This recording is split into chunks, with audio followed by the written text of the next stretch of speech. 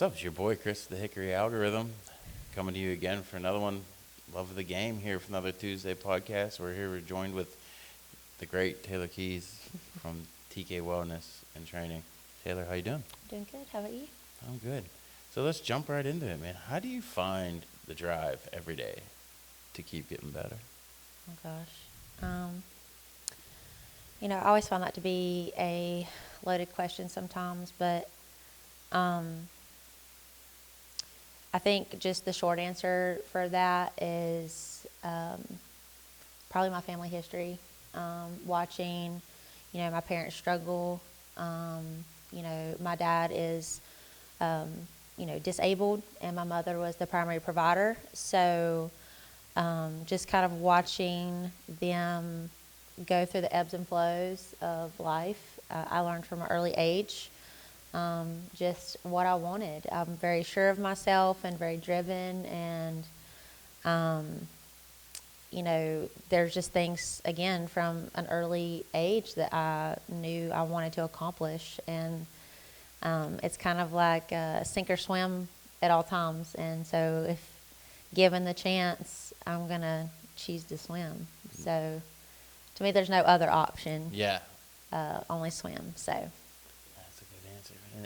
And how long have you had your place downtown Hickory, right next to the Hum, right? Mm-hmm. How long have you been down there? So I expanded into that studio last December, so December of 2023. So I just recently passed my 1-year mark in that space. But I've had my studio for about 2.5 years. So I was originally inside of a CrossFit gym, and then was able to expand into my current location last December. So I'm now entering into my 3rd year as a studio. Dude, that's awesome. So I'm excited. Yeah, that's great. What would be the best way for someone that's watching this or listening to this to contact you?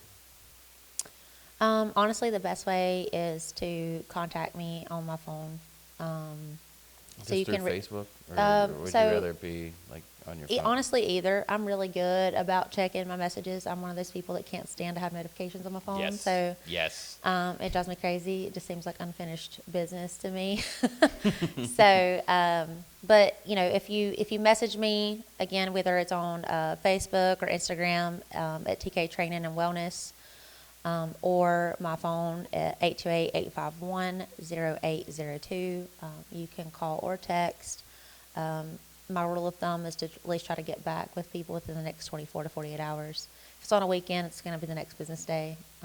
But I'm always mindful about the time frame in which I get back to people. So, like I said, it's either social media or my phone. But either way, I'm pretty responsive to those things.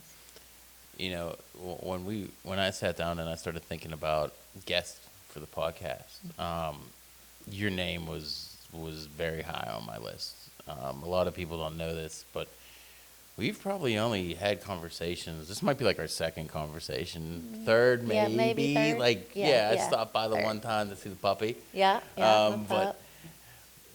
But I'll never forget it, man, because we met at Happy Sips, and it was just a business meeting with advertising with the publication that I was working with. And it's just so funny when you meet somebody that is very like-minded and somebody else is driven, because, like you said, you don't have a choice.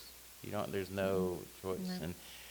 And I'll never forget you looking at me, and you didn't know me from Adam, and you're just like, why are you doing this? Mm-hmm.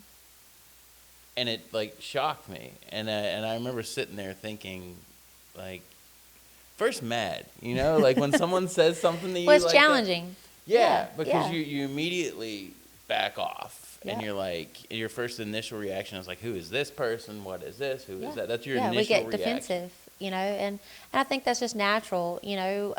When no matter whether you own a business or whatever it is that you do. You defend what you work hard for. You defend your livelihood. You defend your family. You defend things that you're passionate about. Mm-hmm. And so, as anybody would naturally, I think it's just to kind of buck up and be like, "Well, who are you?" Mm-hmm. But You know, and I definitely call myself a challenger. Like, that's just who I am. I challenge myself. I challenge others, which is probably a reason why I'm good at what I'm good at.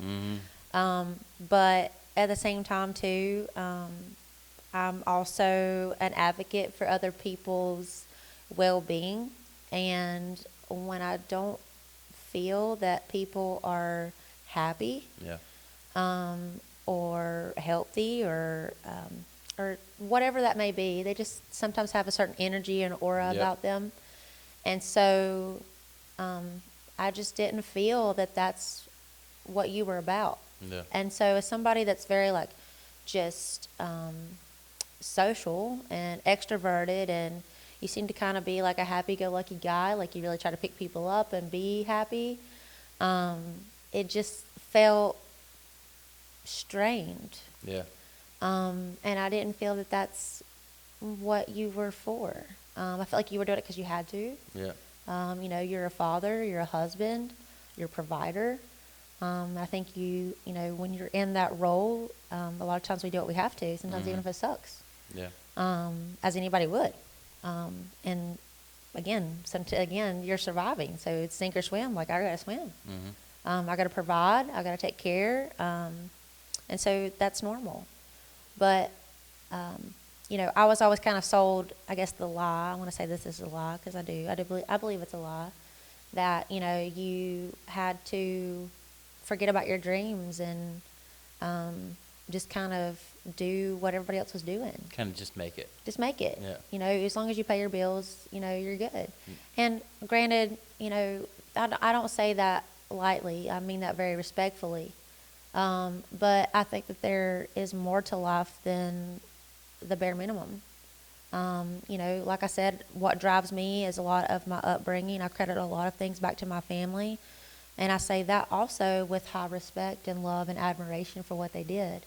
I think they sacrificed a lot of things that they wanted to do so that I could be where I am today. And I think it's maybe the reasons why they chose what they chose that planted me doing what I'm doing now. So I watched my family work very hard and sacrifice things that they wanted to do so that in hopes that I could have a better life. Now, I'll say this, that wasn't always supported. I think they a lot of times wondered what the heck I was doing. You know, I probably from the time I was 17, 18 years old, I've worked 2 and 3 jobs. I knew I wanted to work, but I just didn't know how to make enough money. And so as a personal trainer and those types of things, like back in Caldwell County, you didn't make a lot of money doing that. You know, I graduated college with a 4-year degree, making $9 an hour. Yeah. For what? Right. And, you know, I worked really hard in school. I was a full-time athlete. I was a part-time worker. And I did everything that I could to be successful, but why was I not being paid my value? I was always very eager to learn and asked a lot of questions and eager to understand. And so I didn't really understand why I couldn't take care of myself. And that really infuriated me because I worked all the time, but I got absolutely nowhere. Yep. And I also watched these things happen in my family. Like, my mom worked all the time, and her and Dad would still have arguments about whether to pay the power bill or the grocery bill. And it was always something going on. We never had enough money for certain things. It was probably until I was probably in later middle school, early high school, before I even had brand name clothing. And that was always a argument because I felt like I was entitled. I felt like I worked hard and I did what I was supposed to, and I was a good kid and I should have nice things. And it had nothing to do with that. It was just the fact that we didn't have it. Right. And so I learned from a very early age the value of $1, and you know, that sacrifices needed to be made, and also too a lot from my own shortcomings. You know, going through things that, you know, maybe other people did, like, you know, maybe some people chose drugs, or some people, you know, I don't know, just they chose different avenues of avoidances. Whereas for a while, mine was spending money I didn't have because I grew up being limited as to what that was. And so when I dug myself a hole, I was told I have to dig myself out of it. It's like if you're gonna do this, then you need to be willing to do the work to dig yourself out of it. And so I know that's the financial side of things, but you know, I was also just very passionate about life in general. I wanted to be able to go and do things and see things and not have things. It wasn't just about having things. I think that's what initially it was about, because I was a young teenager that thought I knew everything and everybody else had it and I didn't know why I didn't. But as I got older and had the opportunity to travel and see the world and, you know, meet people in college that were from different cultures and religions and backgrounds, I think I acquired a thirst, I guess a wanderlust, if you will. I kind of hate that word, but just a thirst for, I don't know, the world around me. Yeah. And not necessarily to have things, but to understand, to be, I don't know, to see things. You know, my family was always those types of people that would say, I wish I coulda, woulda, dida, when I, whatever. Right. And, you know, they would typically not come to these realizations until they were unable. They were sick or they were hurting or somehow. Felt like and they couldn't do it. they felt like they When we were there, on that, I mean, that conversation is embedded in my mind, because I remember going home after talking to you and talking to my wife and just sort of being like mad because you hit it, right? You just, even though, you know, when things like that happen, it's not just you. It's you know, everybody saying it around you. And it takes it. It's like, oh, that's just my wife. That's my brother. And you're just like, you know, they're just trying to do the best for me. But whenever we sat down, had that conversation, and you said it, it was almost like this spear was formed, and you just became the tip of it. And it was that initial idea that was like, you got to do what you want to do, man. You got to go do it. How can you do it? And it, when we left that coffee shop, I mean, you really impacted me. You really have. And that's why when we talk about people to get on the podcast, it was I mean, you were there underlined. I mean, it was like, how do I get you on? And meanwhile, it's like, I'm harassing you, and you're like, dude, what are you talking about? No, I mean that. What, no. You don't get to do this. This is no. You don't get to do this anymore. I thank you, because you have really made an impact on me. And even today, when I go to the gym every morning and I'm working out and doing those things, and today I'm at the gym and I'm like, Taylor Keys is coming. Like I gotta work. Like, because I know you're doing the work. You know, and people ask me sometimes, like, you know, I build other people up as well, just like you do. But if they don't see you doing it, it's hard to walk it. It's a hollow word. Yeah. And I just want to let you know that even though, you know, we don't see each other, even though we're right down the street, that conversation and your drive has greatly impacted me, and I just want to thank you. Yeah, absolutely. It means, I mean, you know, I'm getting teared up, but take a victory something lap, dude. something that is all, it's really important to me. Something that is something that's always been really important to me is that, you know, I live a life that's purposeful. You know, and I never knew what that was, or what that's supposed to look like, but I think I'm just really in awe of what God has done in my life, and while I'm thankful for that, you know, credit, you know, I'm still just Taylor Keys from Lenore, North Carolina, and I'm little, you know. I am a human being. I am fallible, you know, and maybe it's because I don't take compliments well. I don't know. Sorry. No, that's all right. But, you know, I think it's just too an awe in my faith, that God would, you know, grant me the opportunities that he does to make that impact. And, you know, when you give so much of yourself physically, mentally, and emotionally every day, and somebody comes alongside you and they say, hey, like, you really made an impact in my life. Mm-hmm. I'm like, man, like, you have no idea, like, how that just makes you feel as a human being. Like, That sense of purpose. I genuinely yeah. believe that if for no other reason that I was placed on this earth, that is one of those things. And so, like, that fuels my fire. Like, you talk about, like, how I find my drive. Mm-hmm. It's seeing the fruit of my labor. It's seeing the fruit of my pain. It's seeing how God uses those things, not only in my life, but in the lives of other people. When I think, you know, that I'm just this fragment or fraction of his creation, and then I see all these lives being changed. Mm-hmm. And so again, I'm incredibly grateful, but I also know that it's not by my own accord. And so I just want to make sure too, like, when people do realize that these are things that I would have never done in my life had my story had been any different than it was. And I say that too because I shook my fist of fury at it. Like, I've demanded my own way, and I throw my temper tantrums, and I did not like it. You know, this has not been easy by no means.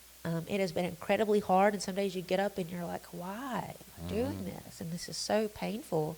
And it's also incredibly hard, too, when, you know, you're responsible for so many people, and you also have to keep showing up for yourself. And I think on the outside, I don't know, you know, sometimes you look on the outside of somebody and you think, well, man, they must have it figured out, or this must be really easy for them. But just because I'm a trainer, just because I'm a coach, just because, you know, I do these things, it doesn't make it easy. Right. It's incredibly hard every single day. And some days and some weeks are harder than others, and some seasons are longer and harder than others. But it's also like people like you and my clients that send me those messages, and they're like, hey, like, you brought me so far. I wouldn't be here without you. Or, hey, my knee pain is like from a 8 to a 2. Yeah. Or, you know, they go on vacation and they come back and they're able to, like, I don't know, Play walk for Frisbee 2 with their hours. kids, or do like things, Yeah. like just things that you didn't think. It's genuinely those things that, like, make me breathe. Mm-hmm. And I'm just so thankful for those moments. I'm thankful that God gives me a place to go every day to do what I love to do. I'm thankful every day when somebody entrusts me with their health and their well-being, or sometimes even confide in me as a friend, that they would think enough of me, in my opinion, to consider that. I mean, that's like the utmost compliment. And I didn't grow up with a lot of compliments, so I think that's as an adult. Like, I'm sorry that I'm like a mess right now. No, don't. Yeah. But I didn't grow up with those types of things. You know, I was an only child. I was kind of a loner. You know, and I had friends, but, like, my friends were from kind of everywhere. Like, I didn't really have, like, a group. You know, I played sports. I was also in band. And, I mean, I wouldn't say that I was nerdy, but, like, I mean, I took honors classes and AP courses and stuff like that. So I kind of didn't really have a place. Right. And as an only child, we kind of isolate ourselves sometimes anyway. So we kind of are those types of things. You know, and I had a very unconventional family system. You know, a father that's disabled and a mother that's a main provider. So I had to grow up very quickly. And I think I learned a lot of things very fast. And so as a grown woman now, having experienced my valleys and mountains, a lot of mountains too, and in the last few years also working on my inner child, I finally have given myself permission to feel all these things. And so that's probably one of the reasons why I'm a basket case right now. But I never felt those things growing up. You know, I didn't allow myself to cry or be mad. And if I did, I think I suppressed it or took it out in a different way. And so, you know, now at 32, you know, I'm giving myself permission to experience life and feeling. And, you know, I used to hate when my therapist said this, and I said this on a lot of podcasts, I feel like, but it's so true. The more I say it, I think I also begin to believe it.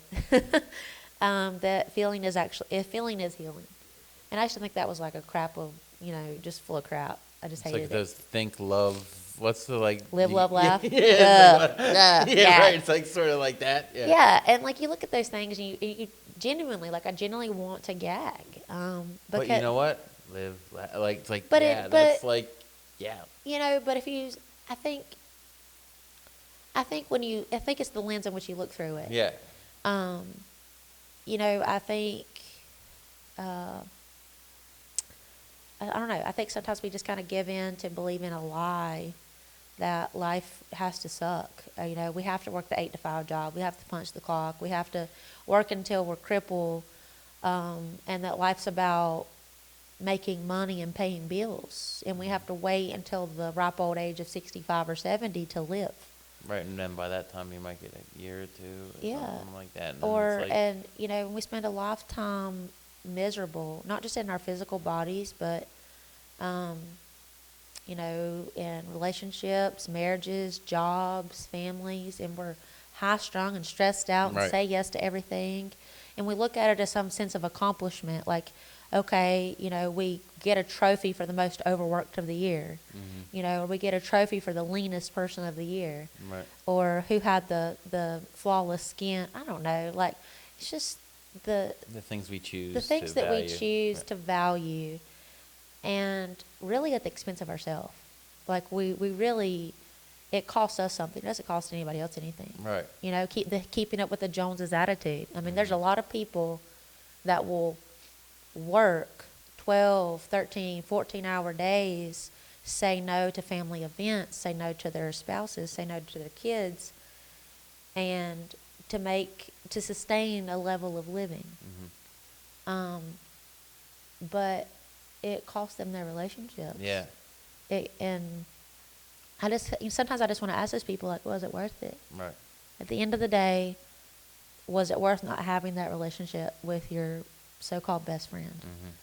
Was it really worth it at the end of the day for your kids to be absent from you, to not want to spend time with you, to not want to tell you things about their life? Like, you feel like if everybody's living in your household, that you should have some sort of idea of who they are.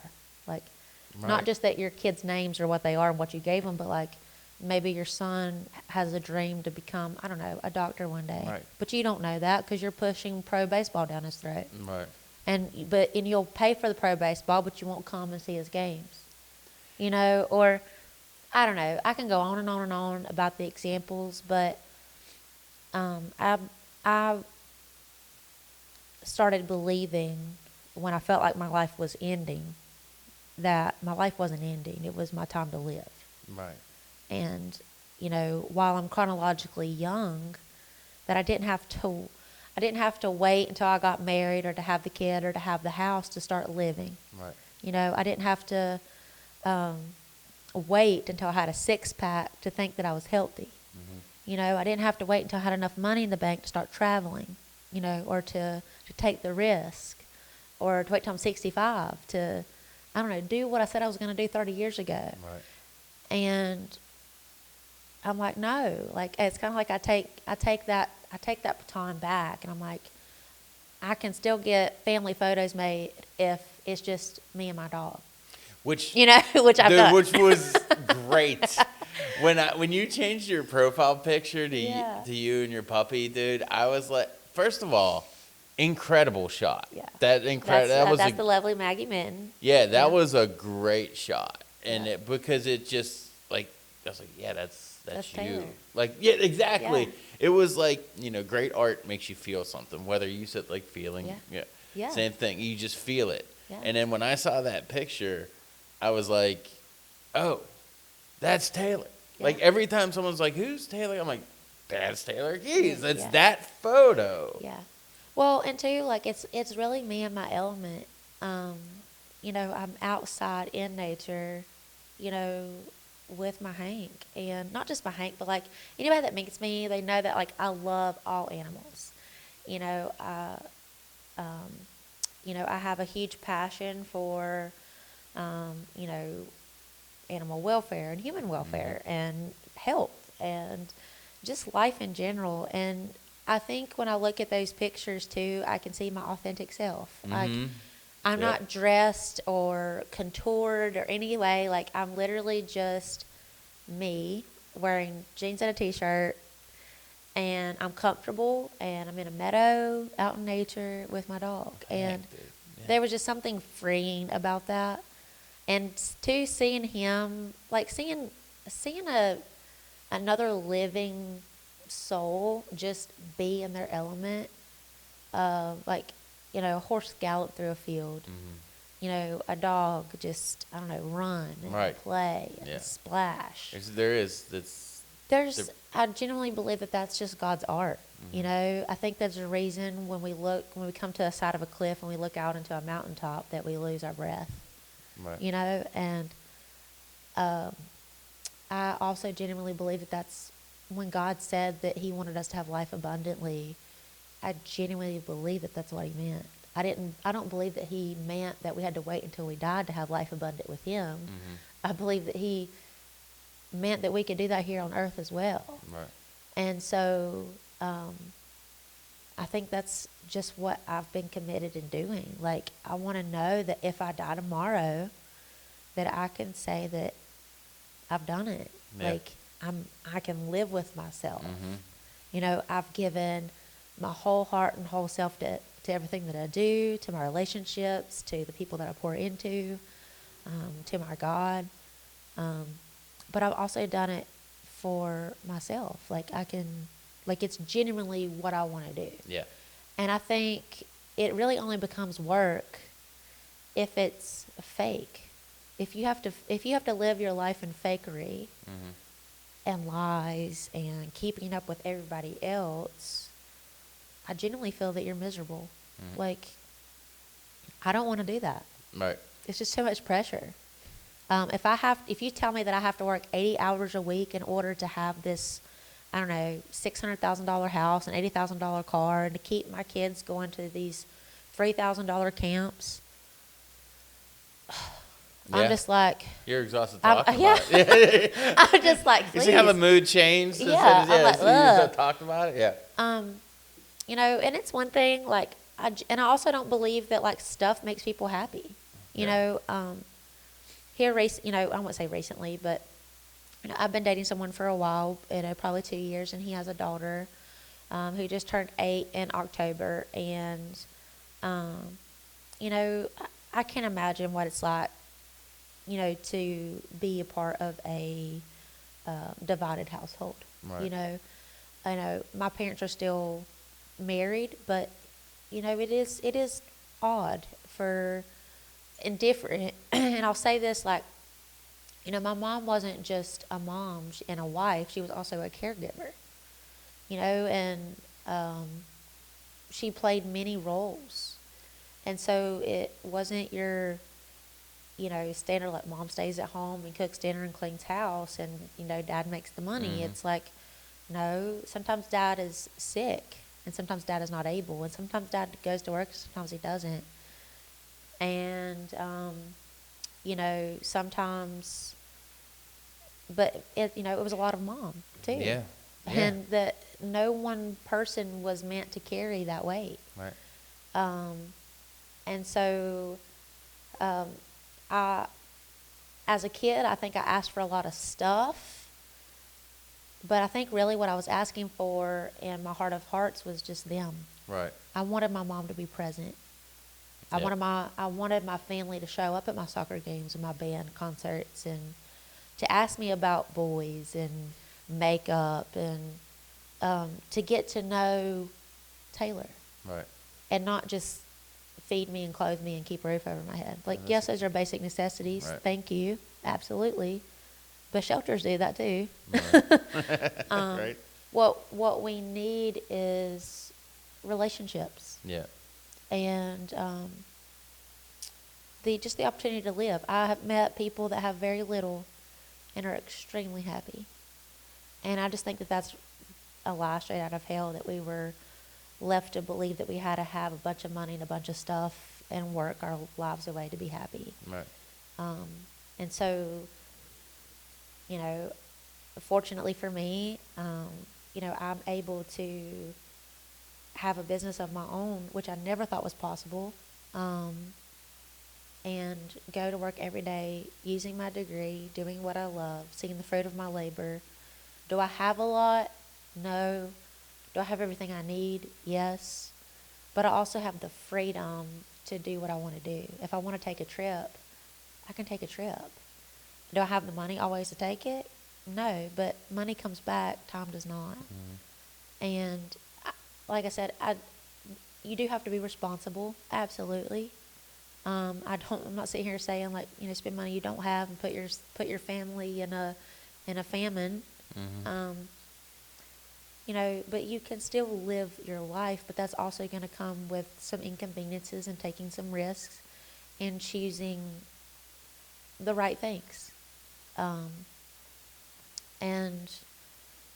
Just like I would say to anybody, is just you have to be willing to be an advocate for yourself. Right. And that's essentially what I was doing in that first conversation. Because I'm like, hey, you don't have to do this. You get to choose the life that you live. Right. You can choose whether you want to be healthy or whether you wish to sign your death certificate early. You can choose the quality of relationships you have, the job that you have. I just think that it's society that tries to manipulate what that is and bend it to benefit them. Absolutely. And yes, it is incredibly scary. It always is. There's a lot of unknowns. But even when you don't genuinely, even if you ask yourself, like, do you even know the answers now? Like, do you know tomorrow, let's say your 8 to 5 job, that you're actually going to make it to work and clock in and come back home? Right. Do you know at your next doctor's appointment that you're not going to be diagnosed with something? Right. No. I didn't know at 26 I was going to have cervical cancer. I didn't know at 28 I was going to have rheumatoid. And here I am at 32, and I had no idea I was going to be divorced and running my own business. I don't have no idea what the next year holds, but I do know that I have a choice to make. Yeah. And I also know that I have a faithful God and a supportive family, and that I'm going to keep choosing to live my life. And so, dude, I don't know how anyone's not ready to run through a wall right now. I'm sitting here looking around, and I'm like, dude, I'm ready to go. And this is why, again, your passion for what you do and how important you make prioritizing yourself and the things that make you happy. It's just so powerful. And that's why when I say, when I'm tagging you in Facebook and stuff, and it's like, she's coming today, not to impress. It's like, no, because I'm going to be sitting next to you. And I have to live with you're doing the best that you can, the hardest you can, with the most care you can. Dude, that's all you can do.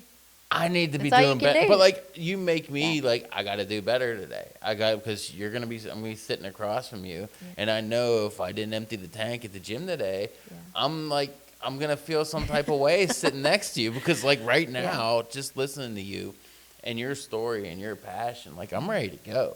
I'm ready to run through a wall. And another thing that you did that I remember, I went to a fast food place, and we were talking about food as well. Yeah. And You told me about that. The diet lemonade. I love it. And I went through Chick-fil-A or something, and I'm ordering what I normally order, and I got a diet lemonade. And I've never ordered I just got what I got, right? Because I'm by myself. Yeah. I'm that most people use that food, that comfort. Yeah, that's the comfort. Right? Absolutely. And I remember I sent you a text. I was like, I just want to let you know, like, I got to die. Like, that's Yeah. just, and then, But it was such a here's- big deal. Yeah. Yes. And it was It's those because little I things knew that that have you monumental impact. Absolutely. right. And it was like, I'm proud of myself. And I was like, who can I tell I was proud to? And you know, absolutely, I was gonna hype you up. And Absolutely. I was like, she's gonna hype Like, me up. yes. Man. Yeah. Yes. Get the dot lemonade. But you even do it for the people that you train, that every week you're sending out, hey, not like hate yourself because you got the No, food, no. or hey, eat this because you got to eat this. You sent a picture of a menu with circled substitutes. Like, look, man, if you're gonna go here, Do this instead. like, just do this. Yeah. You're good. Not shaming someone, not doing that kind of It gets you nowhere. And honestly, I wouldn't do it if it were happening to me. right. And you like, because you know what, you lose them. Like you would lose You'd me run. too. Yeah. Because I'm like, I'm trying. I go through it, and finally you get that kind of relationship with your trainer that you are having, you know, conversations about food. So then when we get there and I'm like, oh yeah, I had Chick-fil-A, and I'm like, why would you do? You know what I mean? Like that would Yeah. that's I'm not normally gonna the condemn you. reaction. Yeah. And you were just like, good. And it's like, oh, like those are things that Yeah. that's how it. That's Yeah. it's like that's what I wanted. Like I Yeah. wanted but I wanted to sort of tell on myself at the same Yeah. time because Yeah. I needed the accountability.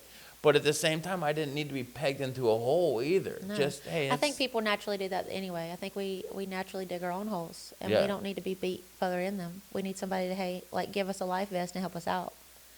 But just don't ignore the life vest. You know, Right. it's kind of like there's this story about, like, you know, if somebody's like in a flood or whatever, and they're sitting on a rock, and they're like, somebody comes by and they're like, hey, you know, do you want any help? And they're like, no, like, God will save me. And then, like, okay, there's the boat. And then the helicopter comes, and then it's like, hey, do you want saving? Like, no, God will help me. And then, like, something else comes. And then all of a sudden they die, and they're like, and then they go up and they ask God, like, well, God, why didn't you send help? And you're like, I did. I sent a boat, a helicopter. Just a you know, dude on a route. rock. Like what? Yeah, what do I'm you like, want? what do you want me to do? Yeah. And so I think that's just what life is about. Like, no matter what it is, you can apply any of these things to any given circumstance or situation. But you also have to be willing to help yourself. You know, if you want to dig that hole, great. But like, if I'm bending down, reaching out to you and being like, here's that tether, here's that help, here's that life vest, here's that helicopter, whatever. You also have to be willing to raise your hand and grab it. Yeah. And that is so much what I do. Mhm. Like, I will literally trudge through water with you. I will go underwater and I will try to hold you up. But if you also try to drown me, I'm not going to be worth anything to you. Right.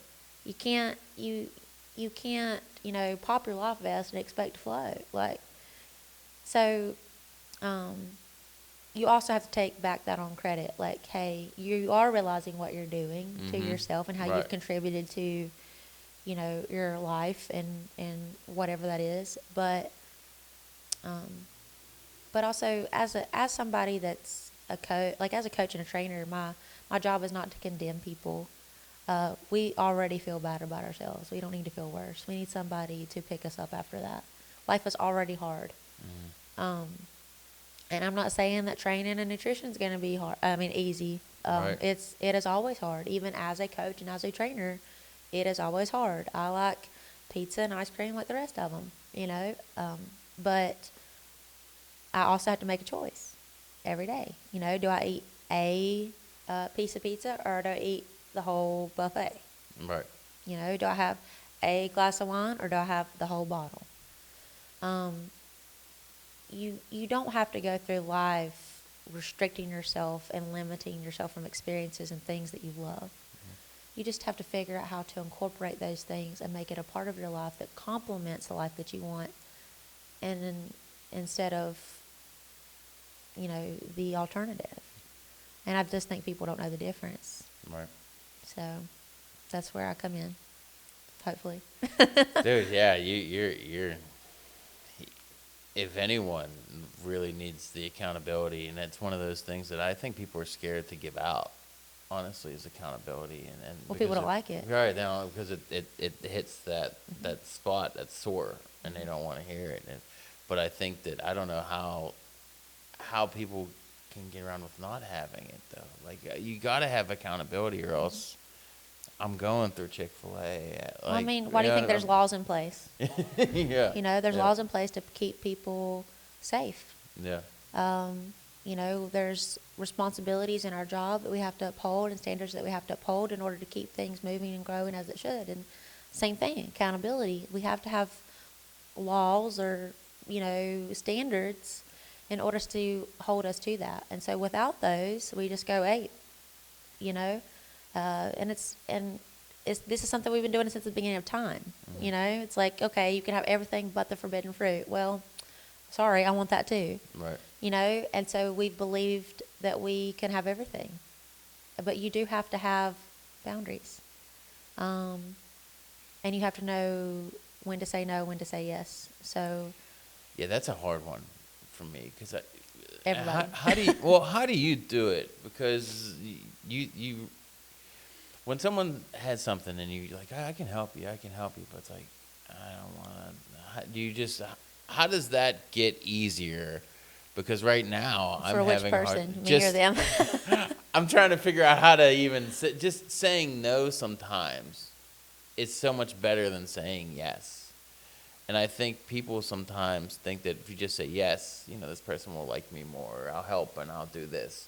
But it's really the no's that generally help you as a human being, because it sort of redirects you. Mm-hmm. When you get in there, or I don't get that job, or I don't get this, and then they're like, Mm-hmm. oh no, I just keep hearing no. Mm-hmm. And it's like, well, maybe that's redirecting you to where Absolutely. you should be, but people don't want to hear No, we don't. that. We just don't want to hear that. We at the heart of who we are, we strongly dislike any sort of rejection. Right. That, I think, is a core wound for so many of us. We don't go talk to somebody because we're afraid of being rejected. Mm-hmm. We don't stand in front of people because we're afraid of what people think of us and being outcasted. We don't say what we need to say in order for being shut down. Right. These are learned behaviors that start as an infant. Nobody likes to be told no. Mm-hmm. And so we just think if we give everybody what they want, then everybody will be happy. But It's the- on your account. that's It's on the you. furthest from the truth. Like, think about it. There's a scene in this movie called Bruce Almighty, if you've seen it, Jim Carrey, where he is given the task of God. Mm-hmm. And he That's gets, where he parts the tomato soup, yeah. right? But he keeps hearing these voices, and these voices are prayers. Mm-hmm. But he gets tired of hearing them, and so in order to keep his own life peaceful, he just hits yes to all. And there's millions and millions of people. Mm-hmm. And if you learn from this movie that saying yes to everybody does not equal peace, Right. it actually causes a lot of devastation and a lot of disaster. And it goes back to those boundaries. There have to be yeses and nos and some not yets. That was like in the movie too. Wasn't that like he could mark those emails as not yet or not like? It's kind of like going into your email and be like, and send. Like, Yeah. you can send to all. Yeah, so that's basically what had happened. He just said yes instead of going down through individually and taking in consideration of the situation and answering accordingly. He just didn't want to deal with it and just made his life easier, which humans do. We take the path of least resistance. But that did not cause peace. It maybe caused peace in his mind momentarily. Right. But it caused a lot of devastation and disaster, systemically and nationally. And like I said, that's what God acts for us. God acts on our behalf. And yes, good things happen to bad people, and bad things happen to good people, and we can do that all day long. But it also goes back to we have choices to make. We have we make choices or not whether to stop at a stoplight. Right, to remain faithful to our partner, Right. to show up to work, to kill a living being. We have choices, and those choices have outcomes, and they trickle effect into other areas of our lives, you know, and it compounds on one another. And if you want to have peace, you have to be willing to say yes to the right things and no to the right things. Do we always get it right? No. No. But do we at least have to try? Yeah. Like, you can't have your cake and eat it too. And I always got mad about that. Like, why, if I have the cake, why can't I eat it? Right. 'Cause That doesn't make sense. I have it. Why can't I eat it? Mhm. But it just means that you can't say yes to everything. You will wear yourself out. It will cost you a lot. Mhm. And if people got everything that they wanted, I mean, honestly, I think we would be more miserable. Right. If I got everything I wanted, boy, I'm so glad that didn't work out. Right. So, like I said, I think it's just important that we do have those people that come alongside us and say, hey, like, you know, I think you can make a better choice. I think that, you know, you're not doing things that really serve you. You know, like me just being like, hey, like, you know, this is great if you believe in this. Like, I will completely stand by you, but I really don't think this is your thing. And so, like, you need people to advocate for you. But you also, as your own advocate, need to be willing to advocate for yourself and say, hey, this is not working for me and I need to stop this. Right. You know, me eating out every day is not helping me. You know, me spending money I don't have is not helping my family and helping me get out of debt or helping me take that trip. There's a lot of those things, and we can take that and put that into literally every scenario of our life. Right. You know, and I say this to my clients all the time. When somebody starts working with me, I'm not going to say me, but when somebody starts working out per se, it always somehow, in some way, shape, or form, manifests itself into every other aspect of their life. They'll start working out, then they're like, oh, I'm working out. Probably should start eating better too. Yeah. And they start eating better. Then Yeah. their wife notices that they're working out and they're eating better. Now their wife is on it. Now their kids are on it. Now their kids want to be strong like daddy. Or, you know, they want to go and do stuff with their kids. Like, it compounds into every aspect of our life. And, you know, and it could be anything. But for me, I'm just thankful that my job is about planting that seed and then having the privilege to seeing it just spread into other aspects of people's lives. You know, it may start in the gym, but then it spreads out into marriages and families and jobs and generations, hopefully. And, you know, if I had to go back to that first question, like, what drives me to get up every morning, that if I've learned anything in the last year or 2 years, it's that I can either believe the lie that, you know, I'm worth nothing, that nothing ever will amount to me, or surely I can't make a difference. So one voice or one stand's not going to make any, you know, any big deal. Or I can look back and reflect at how much has happened because of my voice and because of what I've changed and what I've said no to and what I said yes to. You're right. And how many lives have been changed because of that one person. And again, I do not credit this to myself because these are not choices that I made willingly. Like, these are choices that I made kicking and screaming and, you know, pounding my fists of fury. But I would be a fool not to recognize the goodness that has come from, you know, 5'4", $150 Taylor Keys from Lenore, North Carolina. And I'm just very thankful that I would be that vessel, you know. So I hope that somebody can hear this and think, you know, if she can, I can too. You know, Dude, you don't have to worry about someone listening. You're sitting across from someone that you talk to, and like, I'm just saying. I know, but like, you'll hear it, and maybe it manifests into so many other aspects of people's lives, and then I can go home and I can sleep at night. You know. Here, let me tell you this. I'm serious, because I was when right when we had our conversation, I was reading a book called The War of Art by Stephen Pressfield, and it talks about if you're going to do something, regardless if you're a writer or any kind of art form, Yeah. sit down and do it. Do it Whatever it wholeheartedly. is, you sit and you do it. Even if you don't want to do it, you do it. He said you play hurt. You go in there and you do it. Mhm. So when I stepped back from the publication and did those things, I told myself when my kids leave for school every morning at 6:30, I'm going to the gym. I'm going to the gym. I don't care. I've never went to the gym. I never wanted to shower at the gym. Like be Yep. that. I never You wanted never to want do to be that that.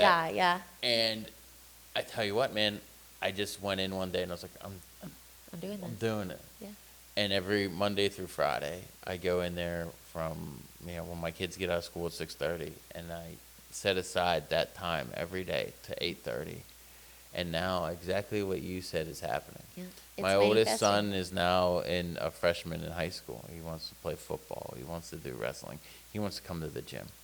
My wife wants to go swimming at the pool. And Yeah. and now all of a sudden I'm spending X amount of dollars going as Yeah. family memberships to go Yeah. to the gym. But it's worth it. Oh yeah, it's not Absolutely. even like Not it's even a not even a question. bill. In my Yeah. head, it's just like Yeah, it's an that investment. gets paid, and we're gonna do that. Yeah.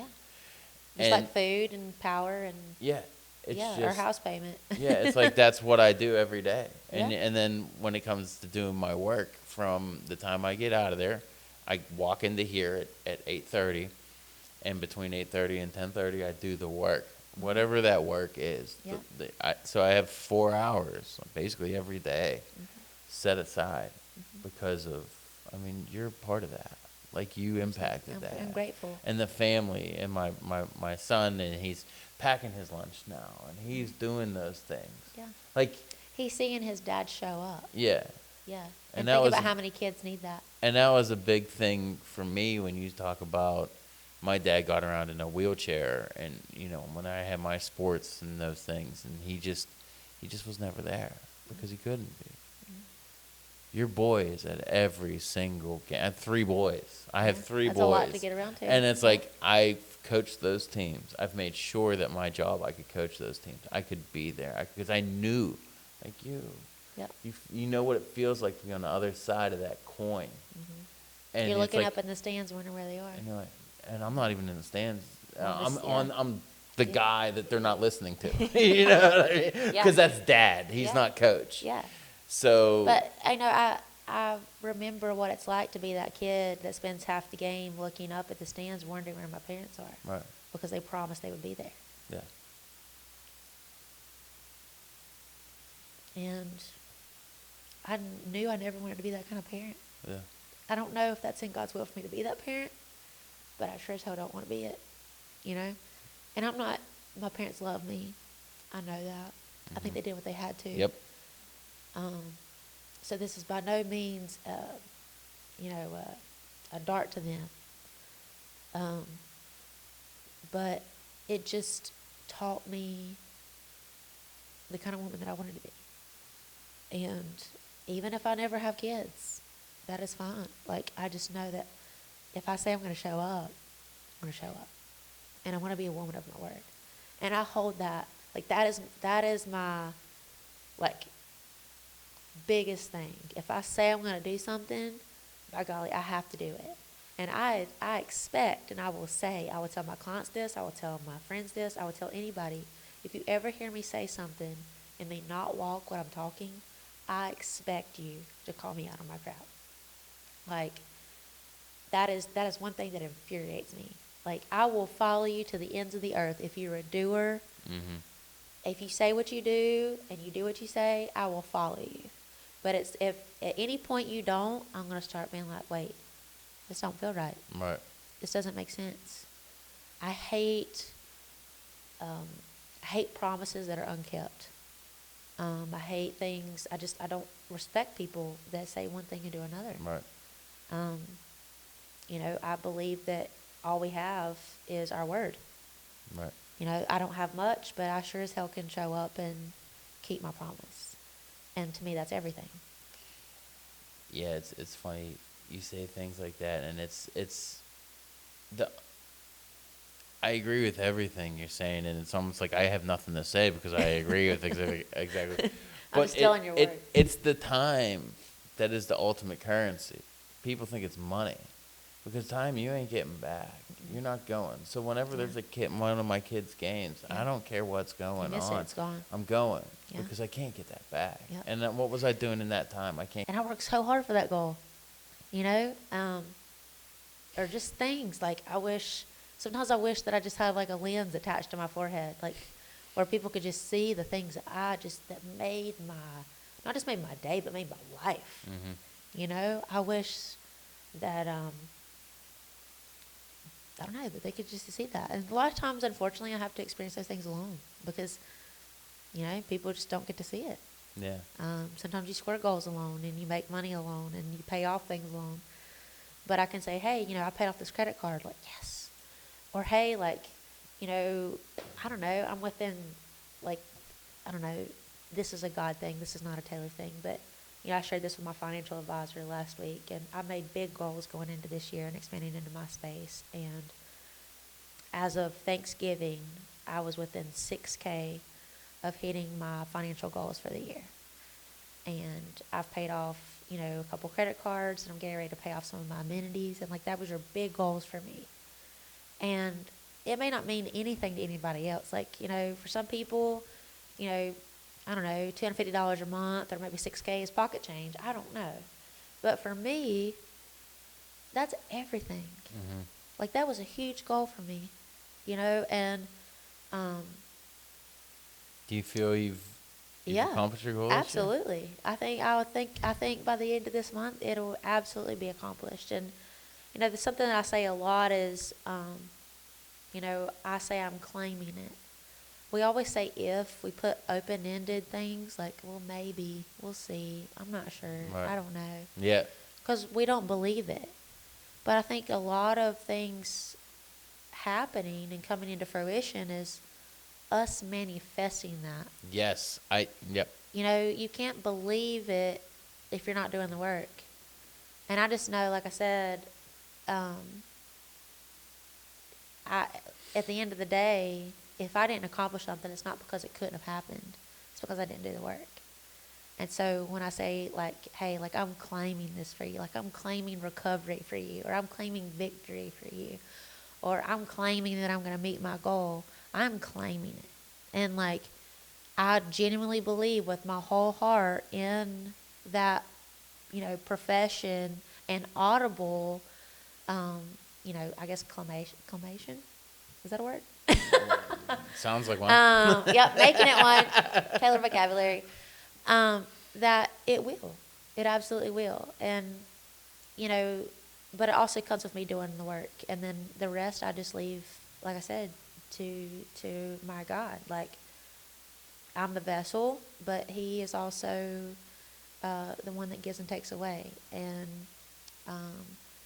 while I like to think that I'm the one that, like, you know, made the 100K or I paid that off, it was also the people that he sent and the conversations that had and the people that crossed my path day in and day out that made all those things possible. You know, there's no way that I could do these things in my own strength and in my own accord. It genuinely takes a village. And it takes people believing in you and showing up for you and supporting you and continuing to invest in you to make those things happen. And so I think if you want to do anything with your life or do anything different with your life, you have to first believe that you have the choice, and then second, you have to make the choice. And I wouldn't just say believe it in your heart, but you have to make the connection between your head and your heart. You know, you have to connect those 18 inches and say, like, I believe I can, but I also know that I am going to make this happen. It may not be this December, but it will happen. And sometimes I have to push deadlines out, and that's fine, but by golly, it's going to happen.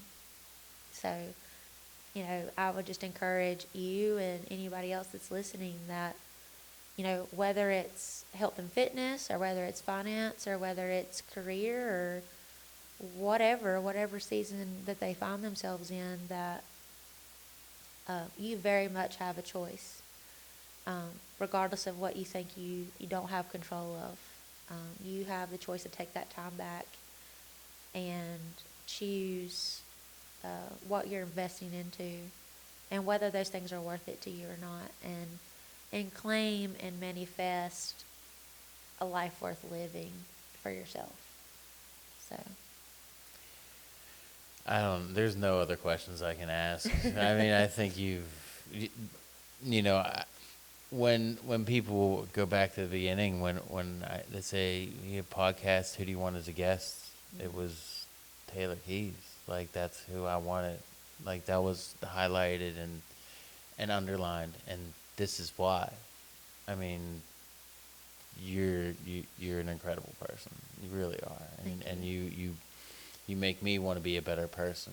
And there's very few of those. There's artists out there, Coldplay will call relationships as birds, and he says, and this is a guy that's been divorced, and he had to go through it, and he just said, we're just a flock of birds, and we're just traveling together, and maybe sometimes we'll fly again, maybe we won't, and it's that temporary time where the people come into your life at the right time, and just come to you as a guide, and you go, and man, I'm honored that you're one of those. And well, that's it for your boy at the Hickory algorithm, and you guys do something for the love of the game. Thank you, Taylor.